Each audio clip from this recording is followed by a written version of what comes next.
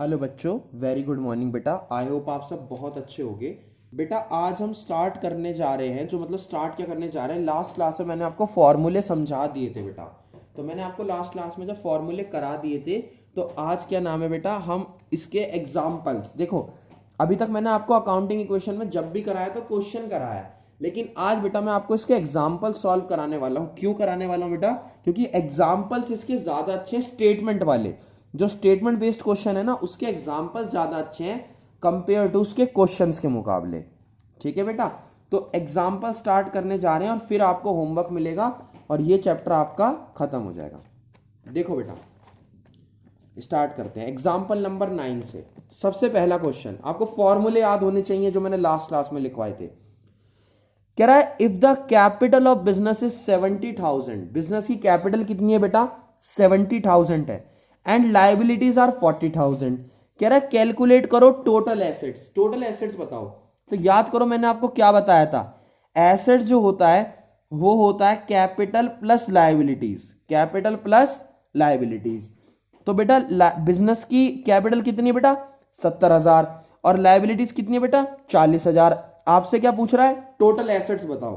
तो एसेट्स बराबर capital plus liability, यानी 40 प्लस 70, 1,10,000। समझे बेटा? जिसको फॉर्मूले नहीं आते ना, पहले वो पिछली वीडियो देख लो तभी आगे बढ़ो। तो बेटा ये तो 9th एग्जाम्पल था। अब आते हैं 10th पे। कह रहा है अच्छा एक बात और सुनो, समझना एक बात को। एक कॉन्सेप्ट होता है बेटा बैलेंस शीट का कॉन्सेप्ट। कौन सा कॉन्सेप्ट? बैलेंस शीट का। आप याद रखना, अभी तो नहीं आएगी, आगे चल के एक रूल आएगा। एक बैलेंस शीट बनाई जाएगी जिसमें एक साइड बेटा लायबिलिटीज लिखी होंगी और दूसरी साइड बेटा एसेट्स लिखी होंगी। ठीक है, लायबिलिटी और एसेट्स। याद रखना लायबिलिटी साइड कैपिटल भी आता है, प्रॉफिट भी आता है। याद रखना ये बात, आपके लिए नई चीज है ये। तो ये तीनों जो होते हैं, अगर प्रॉफिट भी दे रखा है तो एसेट्स ना, अगर प्रॉफिट नहीं है तो कैपिटल प्लस लायबिलिटी है, जो कि हमें पता ही है कि कैपिटल प्लस लायबिलिटी तो एसेट्स होता ही होता है। लेकिन अगर नहीं दे रखा, मतलब प्रॉफिट भी दे रखा है, तो capital plus liability plus profit, profit को भी आपको जोड़ना है। और मैंने प्रॉफिट के बारे में आपको अलग अलग कई सारे फॉर्मूले समझाए थे बेटा। ठीक है ना, देखो मैं आपको दिखा भी देता हूं, मैंने आपको लास्ट क्लास में ये फॉर्मूले समझाए भी थे। ठीक है, अब देखते हैं अगला क्वेश्चन।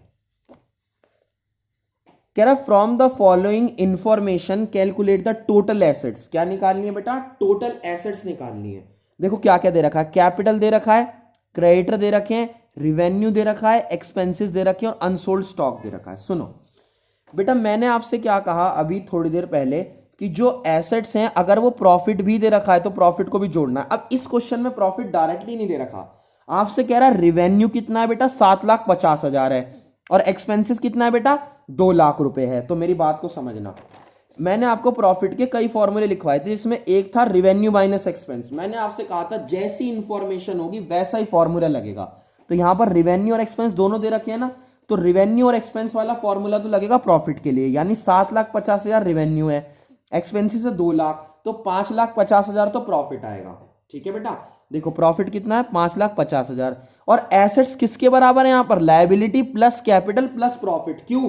क्योंकि बेटा इस क्वेश्चन में प्रॉफिट की भी बात आ गई है, और वैल्यू ऑफ अनसोल्ड स्टॉक का आपको कुछ नहीं करना। ठीक है, तो लायबिलिटीज कितनी थी? 3,00,000, क्रेडिटर 3,00,000 के थे, कैपिटल 4,00,000, और प्रॉफिट कितना है बेटा? 5,50,000। जब आप टोटल करोगे तो कितना आएगा? 12,50,000। ठीक है, अनसोल्ड स्टॉक का कोई खेल नहीं है। अनसोल्ड स्टॉक जो है वो एसेट्स का ही पार्ट होता है। अनसोल्ड स्टॉक का मतलब है जो स्टॉक पूरे साल बिका नहीं है, तो वो तो एसेट्स के अंदर ऑलरेडी इंक्लूड होगा। तो 12,50,000 आ गया। ठीक है बेटा, ये दूसरा क्वेश्चन था। तीसरे पे आओ। कह रहा है ए ने कमेंस करा cloth business with a capital of 30,000। कितनी कैपिटल थी उसकी? 30,000। कह रहा है 31 मार्च को उसकी एसेट इतनी है, उसकी लायबिलिटी इतनी है, क्लोजिंग कैपिटल और प्रॉफिट पूछ रहा है।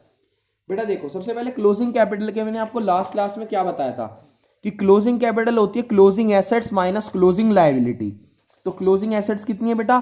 क्लोजिंग एसेट्स हैं आपकी 50,000, लायबिलिटी कितनी है बेटा? 10,000। तो आपको क्लोजिंग कैपिटल तो निकल जाएगी कितनी? एक सेकेंड, कह रहा है कि ए ने कमेंट्स करा बेटा 50,000 उसकी ये है। हाँ सुनो, जो सबसे पहले हमें कैपिटल निकालनी है बेटा, जो हमें कैपिटल कैलकुलेट करनी है, वो देखो 50,000 हमारी एसेट्स है, 10,000 हमारी लायबिलिटी है। क्लोजिंग कैपिटल कितनी आ गई बेटा? 40,000 आ गई। 40,000 आ गई ना, क्यों? क्लोजिंग की एसेट्स और क्लोजिंग की लायबिलिटी। अब सुनो, आपसे पूछ रहा है प्रॉफिट बताओ। देखो यहां पर आपको ओपनिंग कैपिटल दे रखी है। ओपनिंग कैपिटल कितनी है बेटा? 30,000 रुपए है। क्लोजिंग आपने निकाल ली, तो मैंने कहा था प्रॉफिट का एक फॉर्मूला है closing capital minus opening capital. देखो होता क्या है, जैसी इंफॉर्मेशन होगी वैसा ही फॉर्मूला लगेगा स्टेटमेंट बेस्ड में। तो closing capital minus opening capital, closing कितनी निकली? 40, ओपनिंग कितनी है बेटा? 30,000 है। तो कितना? 40 माइनस 30, 10,000 आ गया प्रॉफिट। अगर ये सारी इंफॉर्मेशन भी होती जो आगे क्वेश्चंस में होगी तो ये वाला फॉर्मूला लगाते, वरना ये वाला, वरना ये वाला। जैसी इंफॉर्मेशन होगी वैसा ही फॉर्मूला लगाना है। ठीक है बेटा, ये हो गया इलस्ट्रेशन 11। आगे बढ़ रहे हैं।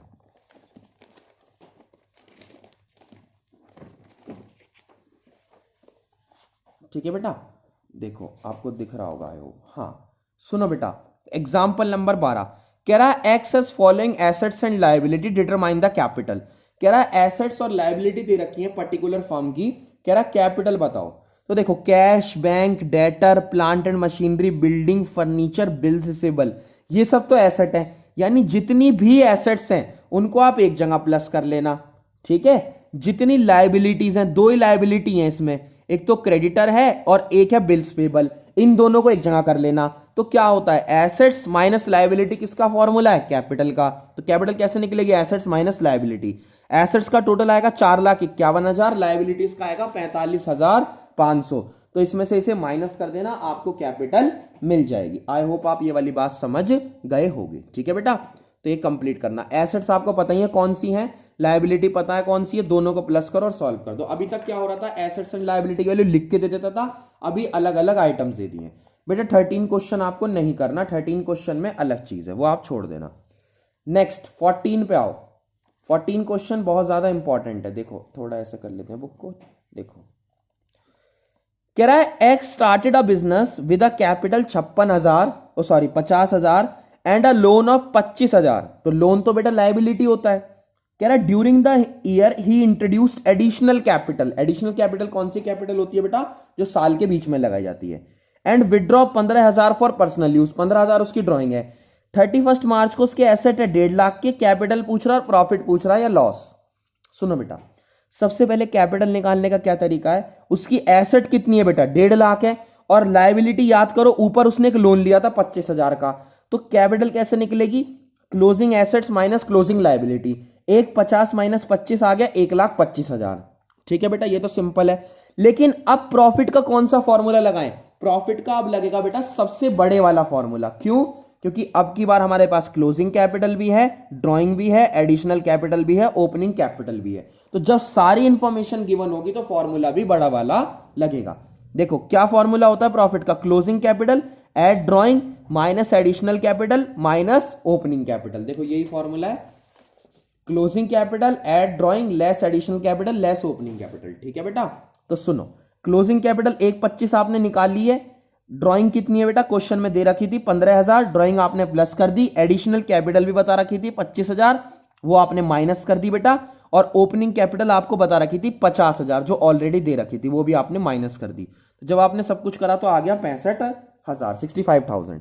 तो बेटा अब आपको करना क्या है, ये थे आपके क्वेश्चंस, और इसके लिए आपको क्या आना चाहिए? फॉर्मूलाज आने चाहिए। फॉर्मूलाज आएंगे और थोड़ा सा मेथड है। तो सारे, सबसे पहले बेटा होमवर्क क्या है, आप सारे एग्जाम्पल कंप्लीट करोगे, 9 से लेके 14 तक सारे एग्जाम्पल कंप्लीट करोगे। यानी सबसे पहले बेटा सारे एग्जाम्पल आपको कंप्लीट करने हैं। और फिर बेटा जो क्वेश्चन दे रखे हैं, देखो ये जो क्वेश्चन है, हो सकता है अलग अलग एडिशन ऑफ बुक में अलग अलग हो, ये जो स्टेटमेंट बेस्ड क्वेश्चन है बेटा, ये आपको कंप्लीट करने हैं। ठीक है, कहीं भी डाउट होगा तो मुझसे आप पूछ लेना। थैंक यू सो मच बेटा।